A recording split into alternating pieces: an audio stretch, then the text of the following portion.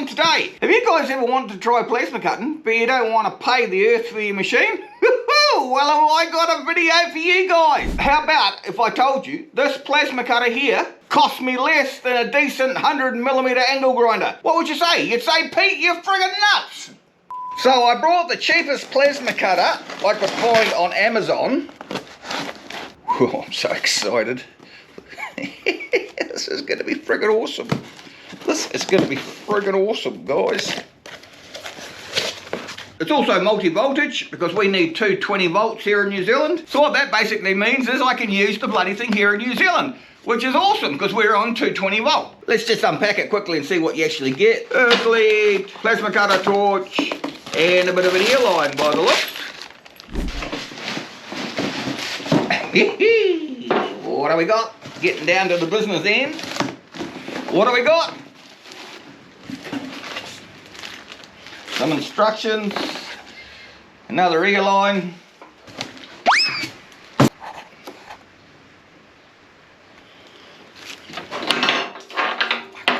Did you see that? Almost lost my friggin' beer. Now for that money, you're even getting a BestArc machine. It's not a scratch start. They also give you this thing, which I'm not sure what it is. I think it's a 110 220 volt adapter for the USA, but we won't need that here. I'm just gonna have to cut it off and then put our local New Zealand plug on here. Now, if you're not sure what a BestArc machine is, I'll do a separate video. But spoiler alert, BestArc is the way to go, not scratch start. Now, I've tested 5 or 6 BestArc plasma cutters over the last few months. And the ones I've tested so far, they're in the price range of about 300 to 450, depending how many amps. Normally, average 55 amp, like this one is around the $300 mark. Or if you can get it on special, you might get it for $249. And if you're in the States, obviously you get free shipping. But for us in New Zealand, there's no point buying it out of America because we've got to pay almost the same price of the machine for shipping on top of it. Then we pay taxes as well. So, you know, you're looking at probably $600 or $700 to get a machine into New Zealand. But not this sucker, have I got a deal for you. Yeehaw! So before we go much further, we've got to put the water trap on the back, so we'll just do that quickly. Really simple, guys. Even those other BestArc machines I reviewed, they're all basic machines, you know, they're all entry-level machines. So I don't know how you can do it for this price. So when you assemble this, guys, just check out where the arrow is. See the arrow is going this direction here. That means the air's coming in from this way and going out that way. So the air in to the machine is here, but the air in from my compressor is this side. So this runs from the compressor side to the machine side. So the little gauge we got with it goes in here. I know you're supposed to put thread seal tape on it, and you actually got some free thread seal tape with the machine, but I just want to see if for this price the machine actually fires up. There we go. And what you do is then you pull that up, you adjust your PSI that you want to cut with, you push it down. So what we need to do now is this side here, remember the air comes from the compressor this way, so we just take this plug out here.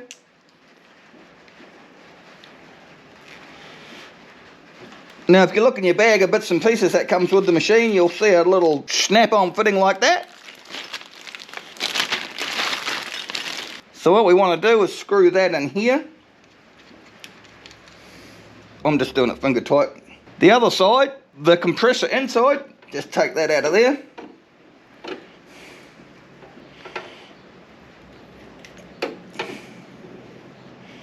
If you can get it out.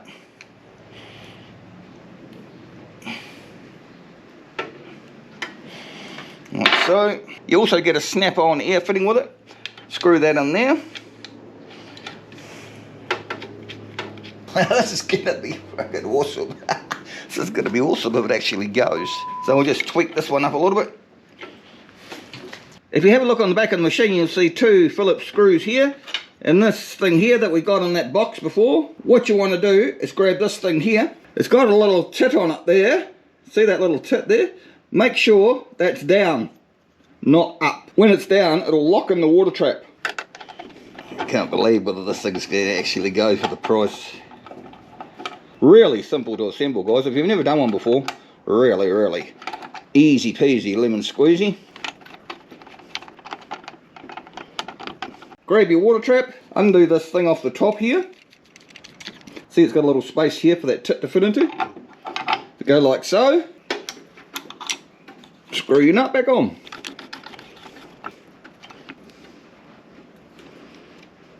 Now make sure you put these fittings on before you screw this into here, because otherwise you might damage this while you're screwing these on. It can be quite fiddly. Now remember this piece of hose that we also got, push it in the bottom like so, you'll hear it click. Hear that? It'll push in about yo much, but you'll hear it click. And then push the other end in here, click. Hose from your compressor goes in this side. So the torch plugs in here. If you can hear that tapping on the roof, it's just the rain, guys. It's persisting down at the moment. So your main lead just screws on like that. The single wire like that goes in here. That's for your pilot arc. And this 2-pin plug goes in here. That's for the on-off switch on the torch. Now we've got the earth lead. Oh, fuck. Pretty average, but it does bite. Couple of meters, 3 meters long by the looks. That goes in this plug here. Put it in, then twist it so it locks, like so. Let's turn this sucker on, see if it actually does anything. For this price, I wouldn't even be surprised if it didn't go. Here we go, here we go, here we go. Yep, doing something. What are we doing?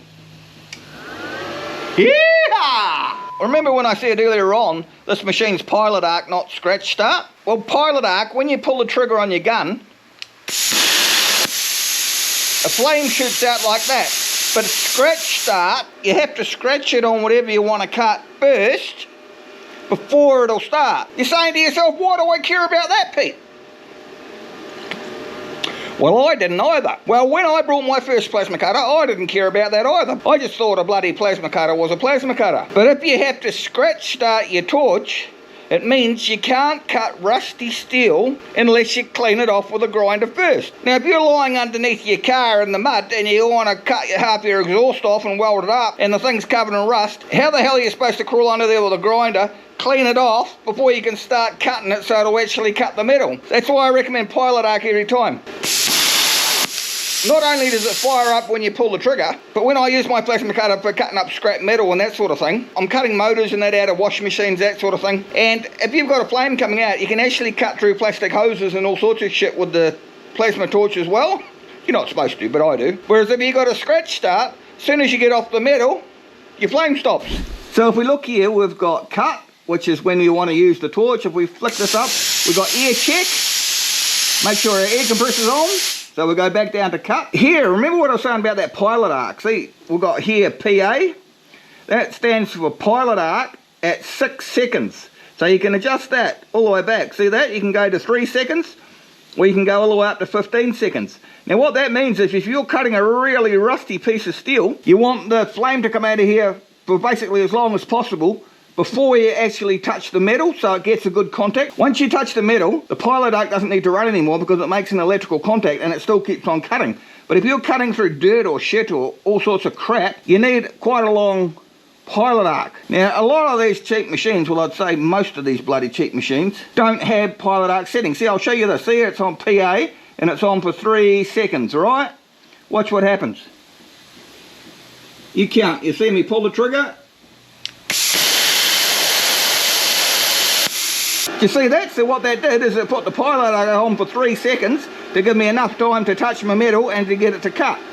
But like I said before, if it's really rusty, you need more than 3 seconds. Most machines don't have an adjustable pilot arc, but you watch this. So we're still on pilot arc. Let's turn it up to 15 seconds. We'll now do the same thing again. You watch what happens. Pull the trigger in.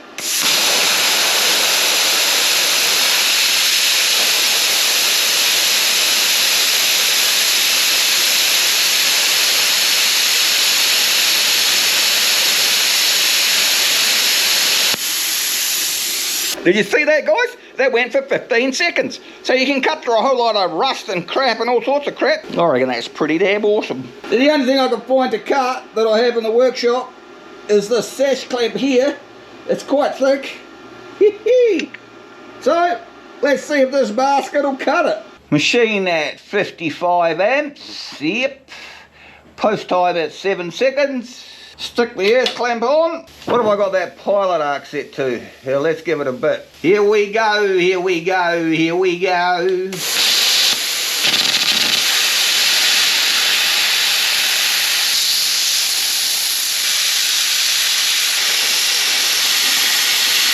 Yeehaw, Grandma! So it says it can cut up to 12 millimeters, and we cut 12, I think that's 12 millimeters. That looks like 12 millimeters to me. Might even be a bit more. So for all my friends watching in the USA, you're going to pay 129 bucks. You heard that? $129 for this machine, and normally you guys get free shipping as well. Now for all my cousins in Kiwiland, so all you got to do is join Amazon Prime. It costs absolutely nothing for the first month, so just order your machine and you just cancel, and then it costs you nothing else. Then you can get it for 129 US dollars, and then if you're in Prime for this machine, I don't know how long it's going to go for, they've got free shipping to New Zealand. You heard right, free shipping to New Zealand. So for 129 US dollars, convert it to New Zealand, plus our GST, no freight, it's about 269 New Zealand dollars for this machine. Now you can't even buy a second-hand one on Trade Me for that, nowhere near it. So, I don't know how long it's going to last. I'll put my links in the description below. Go get yourself one. Like I say, don't let that joining Prime put you off, because as soon as you join, costs nothing, just cancel after you brought your machine. Yeehaw! See you next time.